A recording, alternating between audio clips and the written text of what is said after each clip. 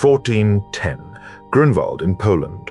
The Teutonic Knights, the most feared military order in Europe, are surrounded. Polish and Lithuanian armies have crushed their formations. Grand Master Ulrich von Jungingen lies dead on the battlefield. The Northern Crusades that began 263 years earlier are finally ending. Not because the Crusaders gave up, but because the people they tried to conquer converted to Christianity on their own terms and then defeated the Crusaders militarily. The Northern Crusades are the Crusades nobody remembers. While kings of Europe sailed to the Holy Land and returned in failure, German and Scandinavian knights were waging their own crusades in the frozen north. Against Slavs, against Balts, against Finns, against Lithuanians. These were not about Jerusalem. They were about land, trade routes, and converting pagans at sword point. They lasted longer than the Crusades to the Holy Land. They were more successful, and they shaped Eastern Europe in ways that still matter today.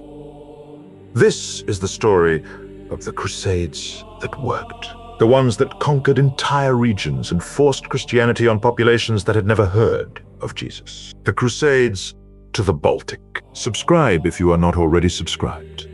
Let us begin. The Northern Crusades begin in 1147, the same year as the disastrous Second Crusade to the Holy Land. Pope Eugenius III, the same pope who called the Second Crusade, authorises a separate crusade in Northern Europe. The target is the Wends, Slavic pagan tribes living along the southern coast of the Baltic Sea. Wends worship old gods, practice traditional rituals, and resist Christian conversion. They also raid Saxon and Danish territories, burning churches and capturing Christians. The Saxons-Germans living in northern Germany want them subdued. The Danes want revenge for raids on their coast. Bernard of Clairvaux, the same preacher who inspired the Second Crusade, also preaches the Wendish Crusade. He promises the same rewards: forgiveness of sins, spiritual merit, and plunder. German and Danish nobles assemble armies and march east in the summer of 1147. The Wendish Crusade begins. The crusade is a disaster. Not because the Crusaders lose, but because they accomplish nothing. The Saxon and Danish armies march into Wendish territory, raid villages, and burn crops. The Wends retreat into fortified settlements and wait. The Crusaders besiege a few towns. The sieges stall. The Crusaders do not have the supplies or patience for long campaigns. By autumn, both armies withdraw. Some Wends agree to superficial conversions to end the raids. They are baptized, the Crusaders leave, and the Wends immediately return to their old gods. The Wendish Crusade achieves no permanent conversions, no territorial conquest, and no long-term change. It is the Second Crusade of the North, a complete failure. But unlike the Holy Land Crusades, the Northern Crusades do not stop. They continue for the next 3 centuries, and eventually they succeed.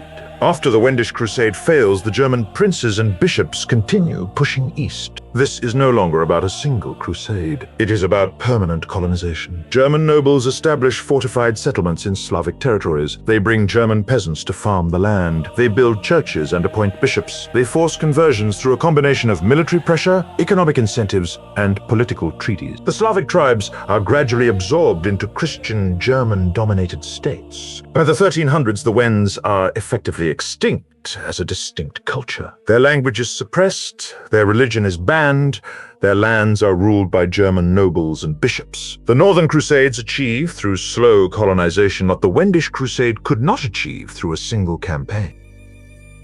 But the crusading continues farther north and east, to the Baltic, to Lithuania. Lithuania is the last pagan state in Europe. While the rest of Europe has been Christian for centuries, the Lithuanians still worship thunder gods, forest spirits, and sacred groves. They have no written language, no centralized state, and no interest in converting. And they are fierce warriors. For 2 centuries, the Lithuanians resist the Teutonic Knights, the Livonian Order, and every crusading army sent against them. They do not just resist, they counterattack. Lithuanian raids into Teutonic and Polish territories are constant and brutal. They burn churches, capture crusaders, and sacrifice prisoners to their gods. The Teutonic Knights declare perpetual crusade against Lithuania. Every few years, knights from across Europe travel to Prussia to join Ryzen, crusading raids into Lithuanian territory. These are not wars of conquest, they are raiding expeditions. The Crusaders march into Lithuania, burn villages, kill pagans, and retreat before winter. The Lithuanians rebuild and raid back. It is a grinding, endless cycle of violence that lasts for over a century. In the mid-1300s, Lithuania begins to consolidate. A Grand Duke named Mindaugas unites the Lithuanian tribes. In 1251, he converts to Christianity and is crowned King of Lithuania by the Pope in 1253. The Crusades against Lithuania should end. They have converted. The mission is accomplished. But Mindaugas' conversion is political, not sincere. He wants papal recognition and an alliance against his enemies. When it no longer serves him, he renounces Christianity and returns to paganism. The Crusades continue. After Mindaugas, Lithuania expands aggressively. Under Grand Duke Gediminas in the early 1300s, Lithuania conquers vast territories in modern-day Belarus and Ukraine. Under his sons Algirdas and Kęstutis, Lithuania becomes one of the largest states in Europe. They are still pagan, they still resist the Teutonic Knights, and they are winning. By the late 1300s, the Teutonic Knights are in decline. They have conquered Prussia, Lithuania remains unconquered. And now Lithuania is strong enough to threaten them. In 1386, everything changes. Grand Duke Jogaila of Lithuania agrees to marry Queen Jadwiga of Poland. The condition is that he convert to Christianity and Christianize Lithuania. Jogaila agrees. He is baptized, takes the Christian name Władysław, and becomes King of Poland. Lithuania officially converts to Christianity in 1387. Churches are built, sacred groves are cut down, pagan priests are exiled or forced to convert. Within a generation, Lithuania is Catholic. The last pagan state in Europe is gone. The justification for crusading against Lithuania disappears. But the Teutonic Knights do not stop.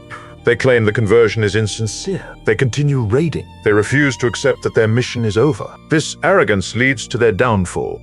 And in 1410, the combined Polish-Lithuanian army crushes the Teutonic Knights at the Battle of Grunwald. It is the end of the Teutonic Order's military dominance. The Northern Crusades against Lithuania are finally over. Not because the Crusaders succeeded, but because Lithuania converted on its own terms and then defeated the Crusaders militarily. The Northern Crusades extend beyond Lithuania. In the 1200s, the Swedes and Danes launch crusades into Finland. The Finnish tribes are pagan, fragmented, and vulnerable. Swedish Crusaders establish fortresses along the Finnish coast. They force conversions and bring in Swedish settlers. By the late 1300s, Finland is under Swedish control and Christianized. The Northern Crusades also target Estonia, and there are smaller campaigns against other Baltic and Finnic tribes. By 1400, the entire Baltic region is Christian. The Northern Crusades have succeeded where the Holy Land Crusades failed. They have conquered territory, converted populations, and established Christian rule. The Crusades replace vibrant ancient cultures with a uniform Christian society imposed by force. The Crusaders justify this as salvation. They are saving pagan souls from damnation. But the reality is colonization. German nobles take Slavic and Baltic lands. German peasants settle on conquered territories. The local populations are subjugated, Christianized, and assimilated. It is conquest dressed up as holy war.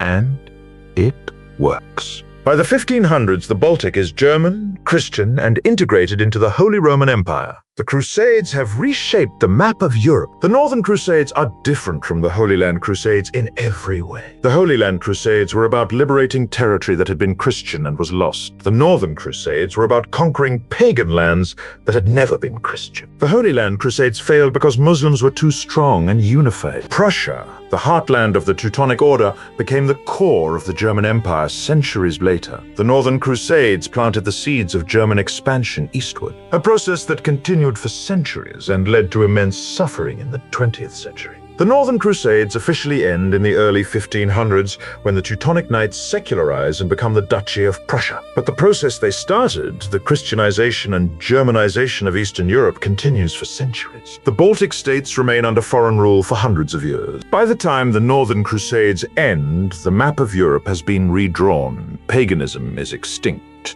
The Baltic is Christian. German culture dominates the East. If crusades that actually succeeded by exterminating entire cultures and colonizing the Baltic is not enough to earn a subscribe, I have officially written every crusade in history and have nothing left to offer, and I will see you the next one.